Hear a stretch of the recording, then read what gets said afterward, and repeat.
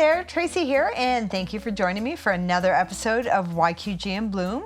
And today I have with me a nurse practitioner from Windsor, Kristin DiCarlo. Hello. Thank you so much for coming today. Thank you so much for having me. I'm so excited to be here. Now, I wanted to ask first and foremost, Yes. What is a nurse practitioner? Oh, yeah. A lot of people aren't really familiar. They are familiar. They've heard the term, but they don't really know exactly what a nurse practitioner is. So a nurse practitioner is a registered nurse who has advanced education. So I'm a registered nurse, and then I went back to school and took additional training to become a nurse practitioner, which is about 2 extra years on top of the 4-year undergrad degree. And in addition, in order to get into the NP program, you had to have 3 years experience as an RN.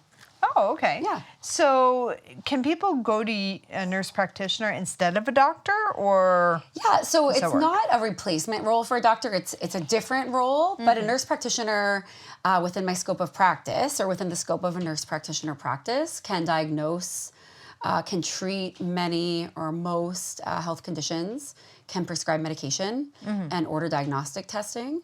Refer to other specialties, refer to specialist physicians, and nurse practitioners work in collaboration as part of a comprehensive healthcare team. So we work alongside doctors, social workers, all kinds of therapists, dietitians, physiotherapists, naturopathic doctors.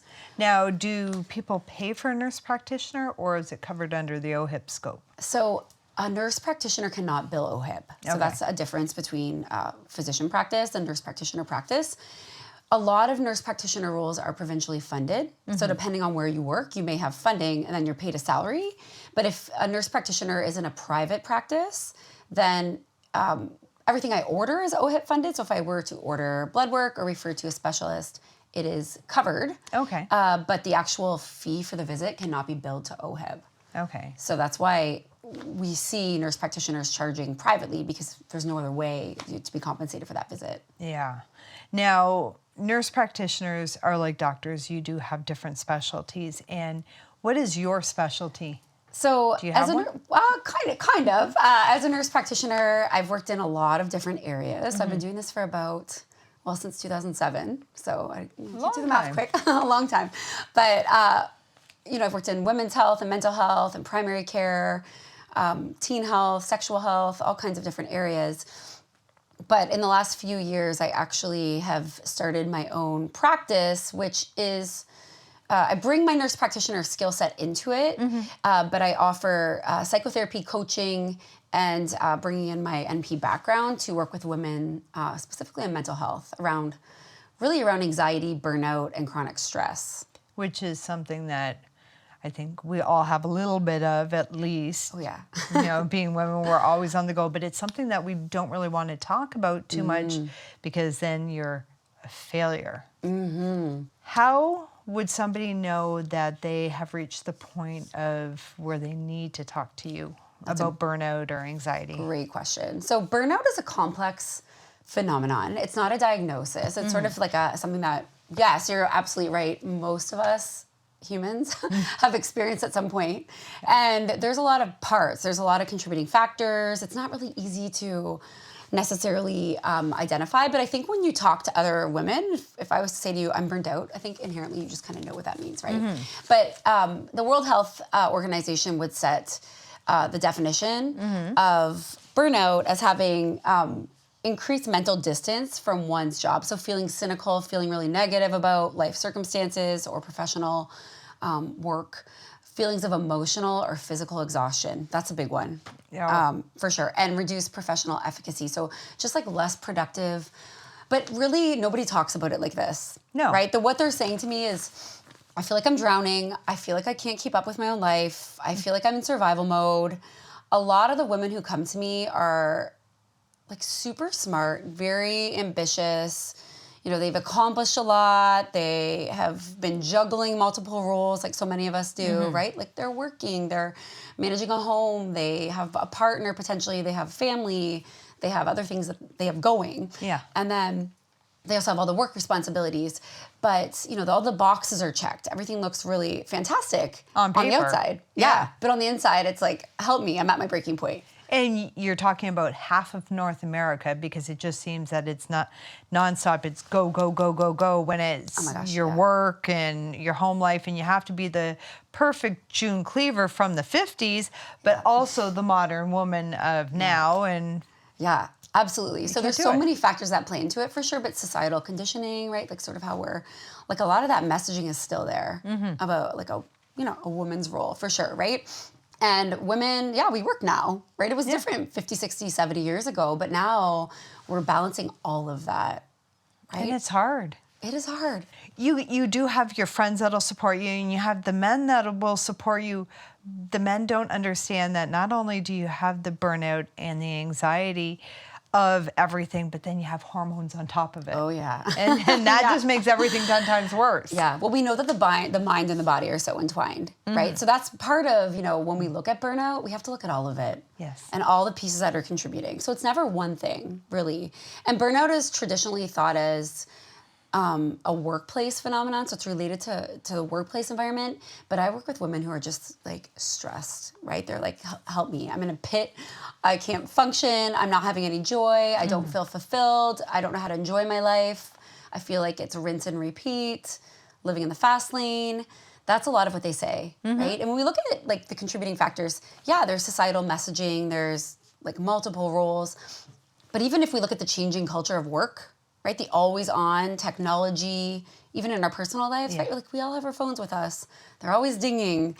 Always. Yeah, I know. Mine's over there because I'm recording, but normally there's emails, there's text messages, like it's constant, right? So that all factors into the cognitive load, like the weight of everything that we're dealing with.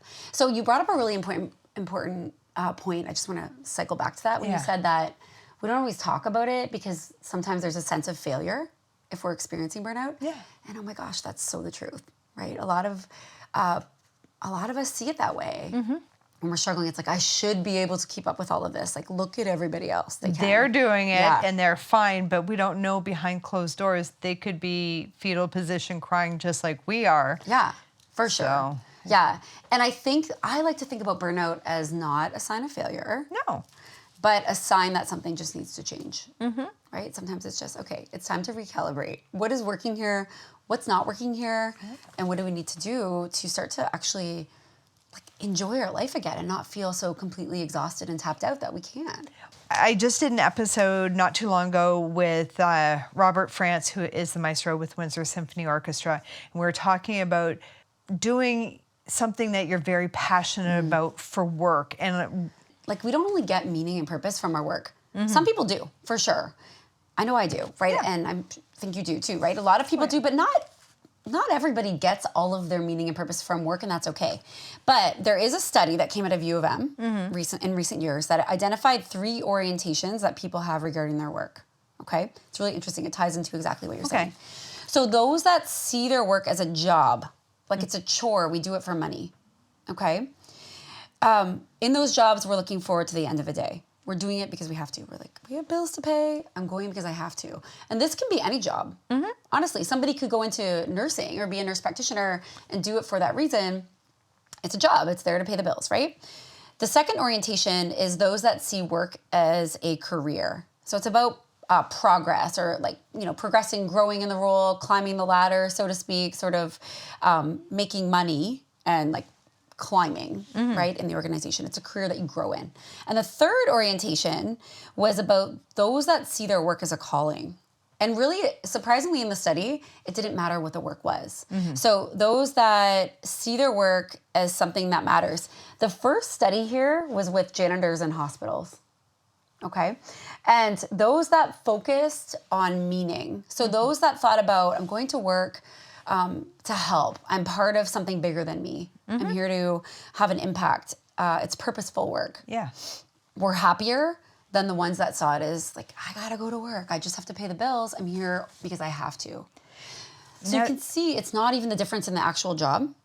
Yeah. It's the difference in how you look at the job. How you look at job. Now, to me, number 1, doing it for the money. Yeah. And number 3, doing it for purpose. Well, purpose is always going to be better. But number 1, I can understand that. That's probably about 80% of us. We're doing it because we need to do it. But the ones that feel the career and feel driven, to me, I think they might be the ones that would burn out more because their drive is just nonstop. And that's the one that scares me. Yeah, potentially, right? Because we can get caught up thinking that when I reach this milestone, and you never reach it, right? Because you're always looking for more and more and more. When I get there, I'll be happier. And that there's actually like a concept called the arrival fallacy. Have you ever heard of it? Yeah. Right. It's like when I arrive at this goal, and it could be like when I get married, when I buy a house, when I get a job, when I move, then I'll be happy. And what we know from lots and lots of research is that it's not the circumstance that creates the happiness, really. Right? It's how you're thinking about the things in your life, for sure. That study, I think, was so profound because what it shows you is that how you think about your work does matter. That sense of meaning that we want, we have to be the ones to kind of create that. Yes. And to find the purpose in what we're doing. I've gone through that myself where I've done so many different jobs to try and find the one that really fit with me where I wasn't just nonstop. And I always said growing up that I didn't want to work in the customer service industry because I hated working with people. And then it turned out that that was the job that I was good at. And I really liked, even working at Starbucks. I loved working with the customers. It was great to, make their day if you have a free drink or something. And I really enjoyed it for the 4 years that I was there. But a lot of times you got to go from job to job to job and not feel like a failure. It feels almost like you're on a journey to find that purpose and to find the meaning and find the job that's not going to make you feel like a failure and feel like you're burnt out at the end of the day. Yeah, definitely. I think it's okay to sort of course correct too, right? But I also think that sometimes we can get caught up in chasing that. It's like, where will I find the thing that's going to make me happy? You just know when it hits you. Yeah, and sometimes it's again, we have to be the ones to connect with what are we doing this work for, right? Why am I doing this? What's important to me? And finding meaning in that way. Yeah. Is so important. And we know that it's really protective against burnout.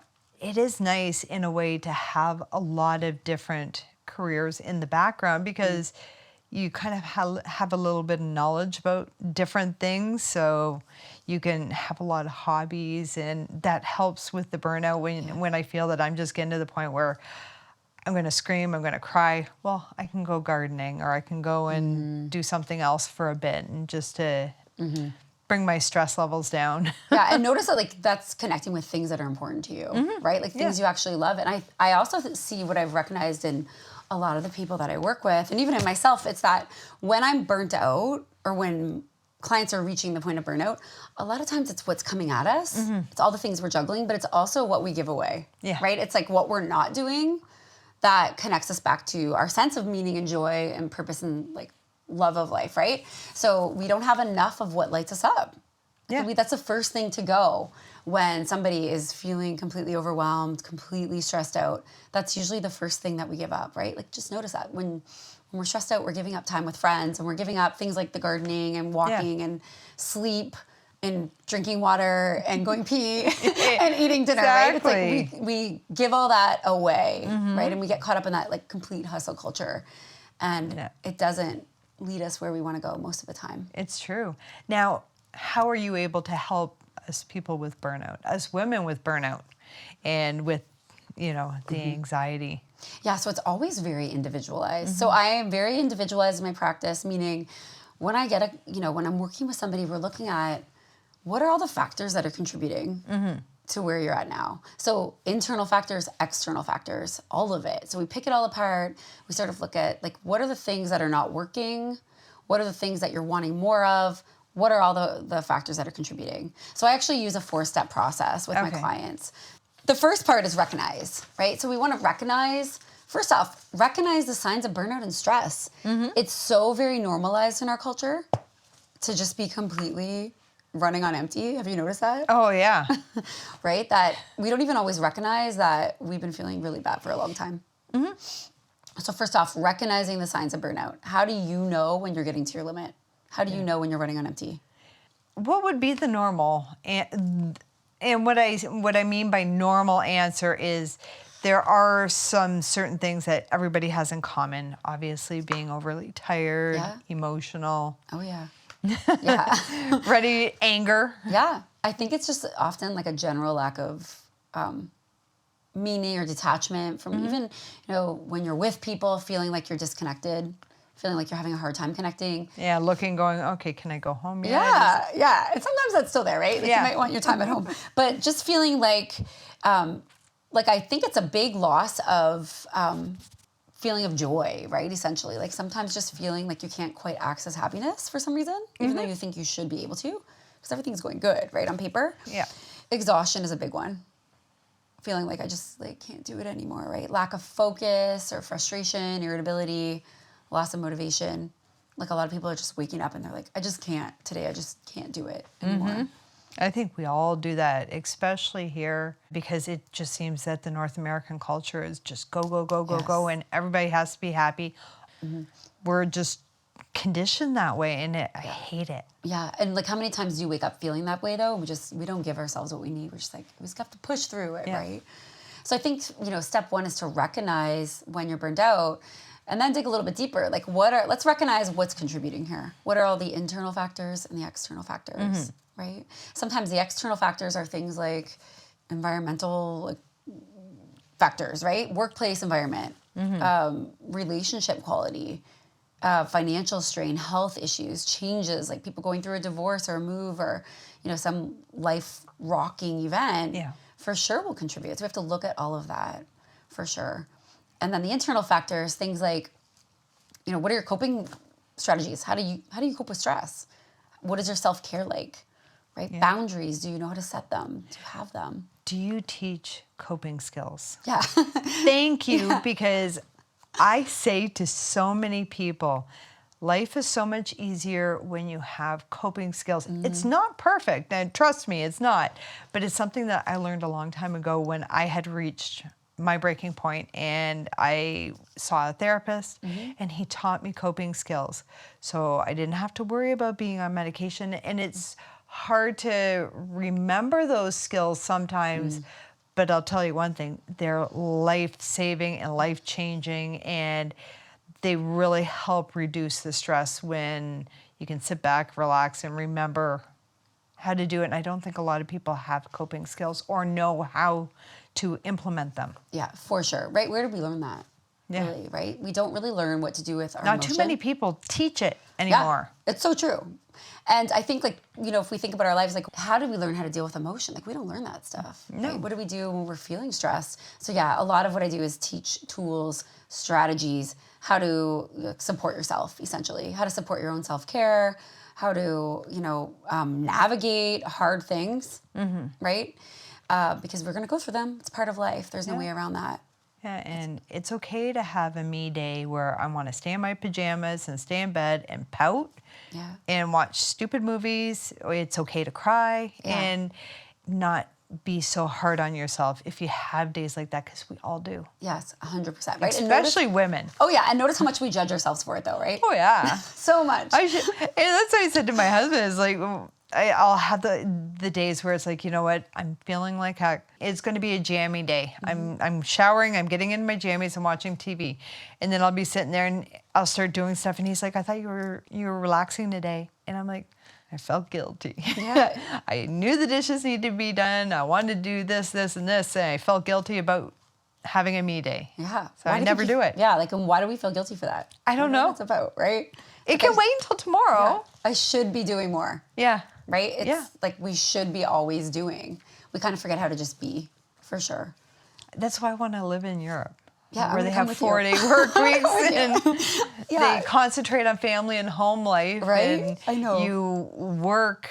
It's just something. It's not everything. Yeah, it's different. It's hard because it's against, to slow down and start to make changes in your life really requires going against the mainstream, right? Because most people are really, really, really running constantly.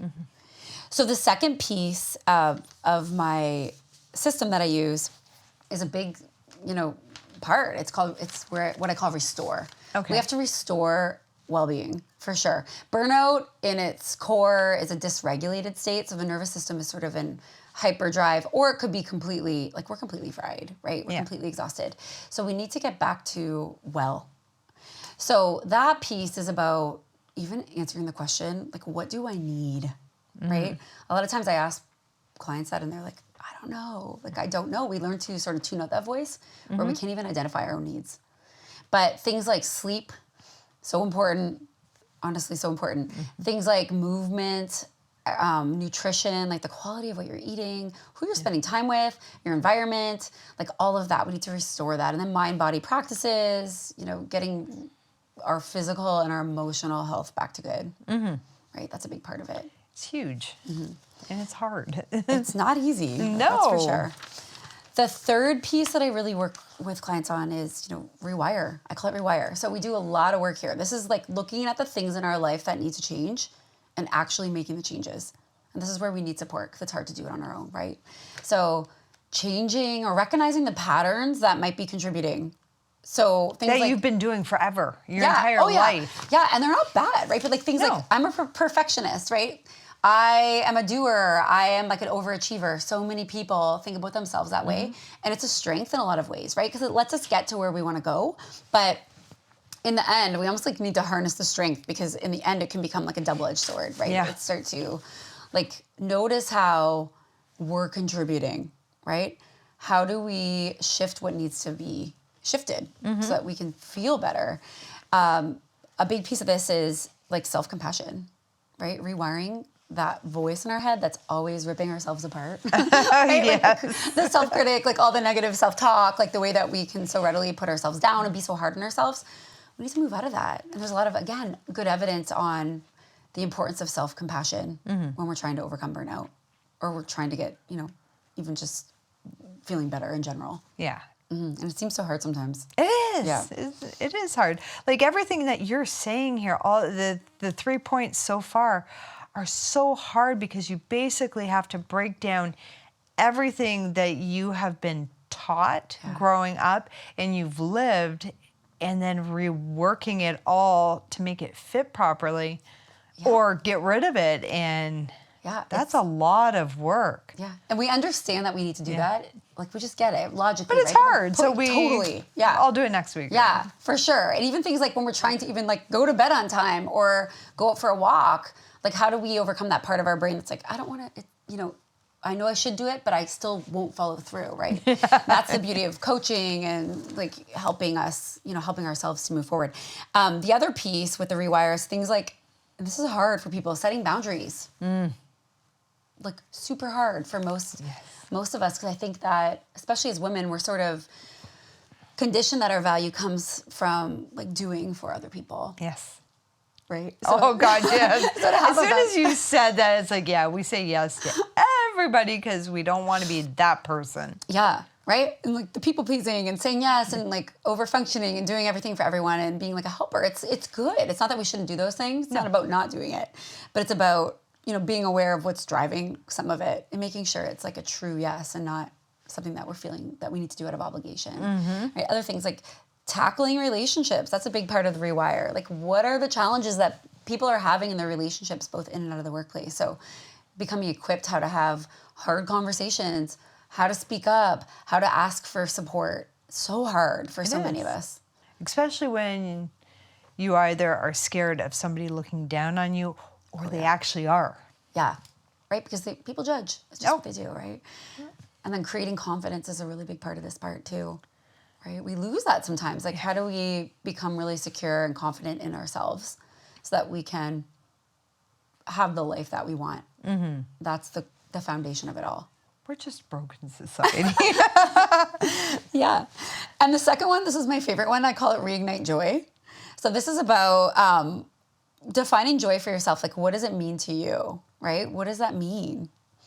Yeah. And also understanding that it's something that we create.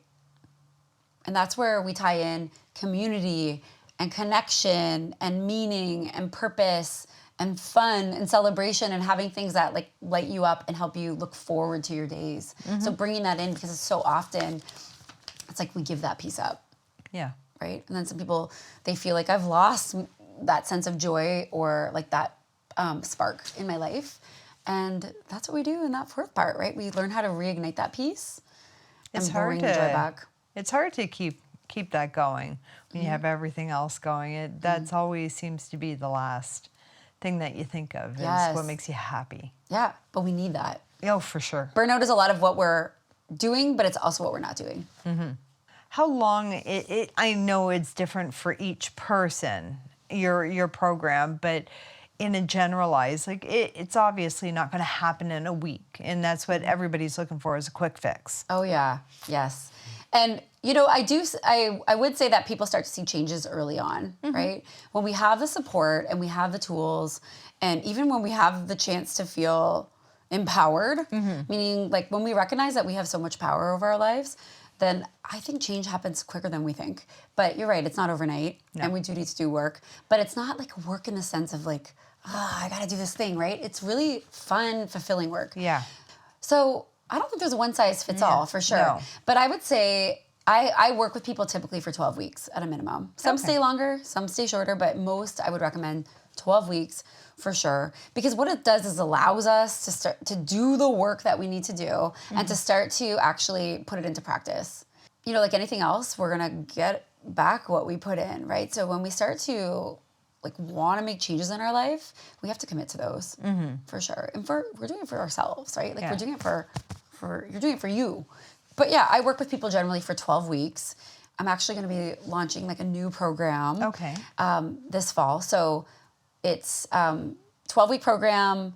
You get 6 sessions with me, and I'm bringing in a group component, which I'm so excited about. I'm so excited because I think that's the missing piece for a lot of people.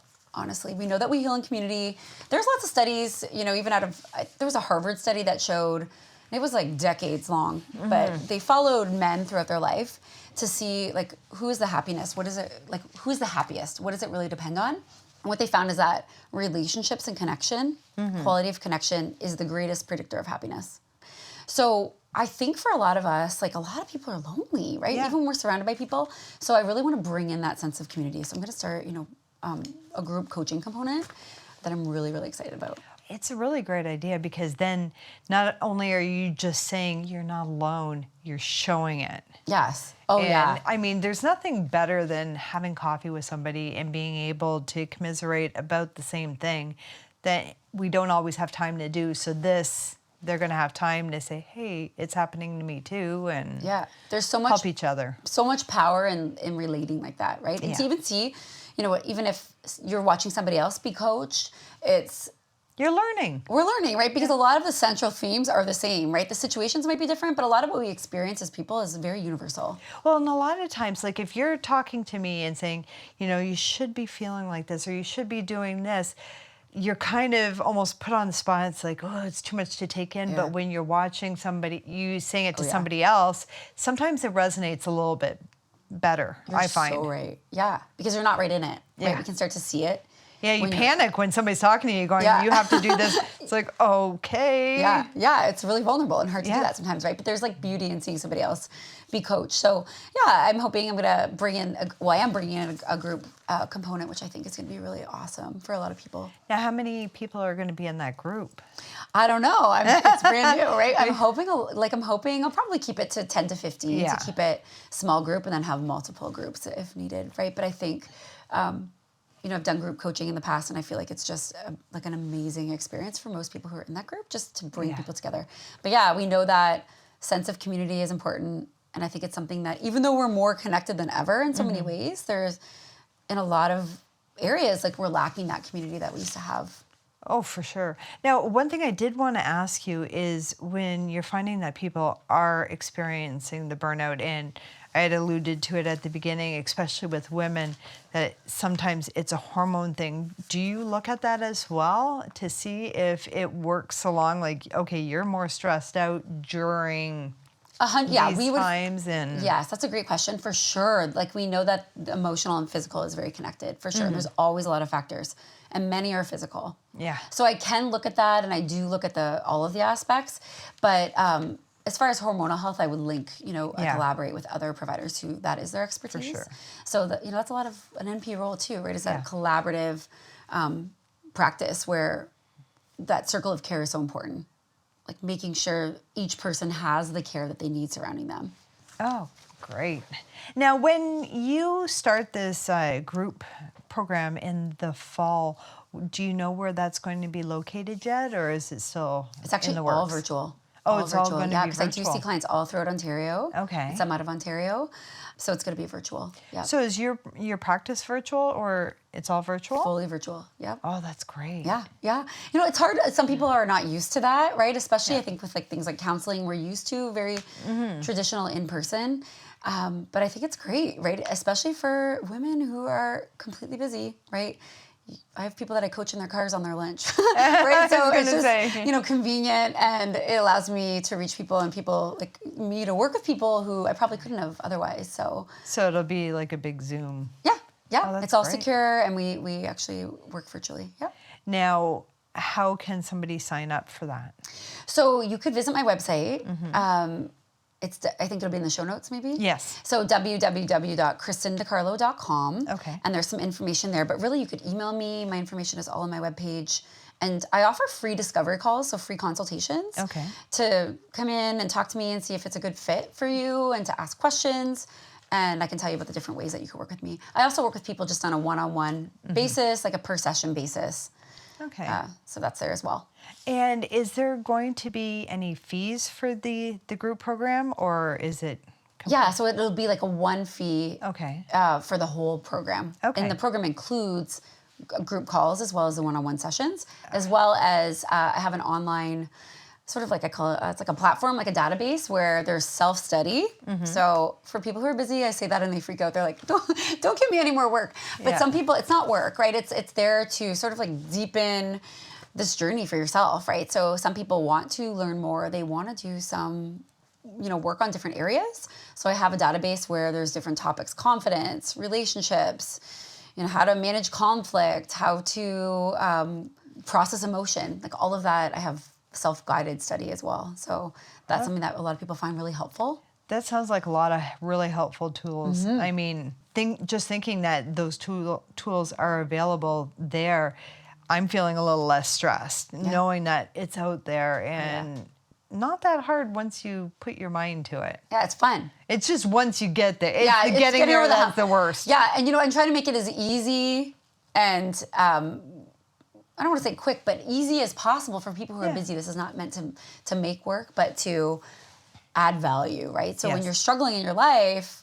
I want to make it easy for you to make the changes that you want to. Yeah. So I try to provide that high level support that you need, that guidance, that like safe space that's free of judgment, where you can just like let it all out. You know what? We've all been there. Yes. And I think that alone is like life changing for a lot of people, just to have that place where they can just be honest and share and get it out and know how to move forward. That's a big key. That's perfect. I'm so glad I got to talk to you finally, and to learn about this, and to know that we have programs like this available, because I think there's a lot of people, including me, that would benefit from just learning how to cope.